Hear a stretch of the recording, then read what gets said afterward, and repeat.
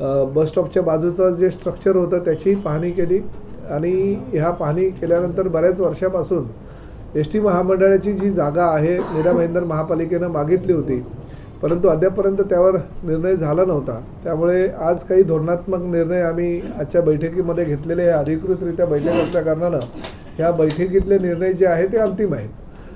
प्रामुख्यानं मीरा भाईंदर महापालिका क्षेत्रातील एस टी महामंडळाची जी जागा आहे ती जागा तर भरपूर मोठ्या प्रमाणात जवळजवळ 40,000 मीटर आहे, पण CRZनं बाधित होत असल्याकारणानं त्यातील 7,400 मीटरची जी जागा आहे त्या जागेवरच फक्त आम्ही बांधकाम करू शकतो।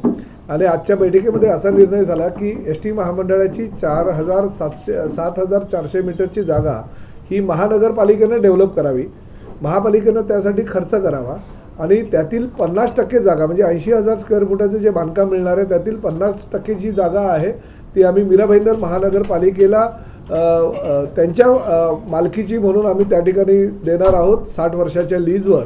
परंतु त्या ठिकाणी मीरा भाईंदर महानगरपालिकेनं मच्छी मार्केट चालू करावं, कारण उत्तनच्या आमच्या मच्छी बांधवांची गेल्या अनेक वर्षापासूनची मागणी होती की मच्छी मार्केट हवं आहे आणि मच्छी मार्केटला उत्तेजन द्यावं। त्यामुळे तिथे एअर कंडिशन मच्छी मार्केट निर्माण करण्यासाठी आम्ही ती जागा उपलब्ध करून देतोय।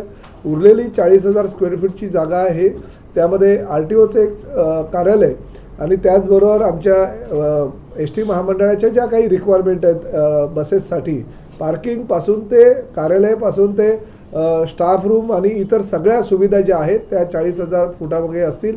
पार्किंगची पूर्ण व्यवस्था त्या ठिकाणी केली जाईल, चार्जिंग स्टेशन त्या ठिकाणी असेल आणि एक अतिशय चांगली कमर्शियल इमारत आम्ही त्या ठिकाणी बांधणार आहोत।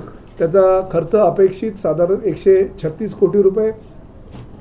त्याचा काही खर्च हा मीरा भाईंदर महानगरपालिका करणार आहे आणि काही खर्च आम्ही शासनाला विनंती करणार आहोत की तो शासनानं खर्च करावा।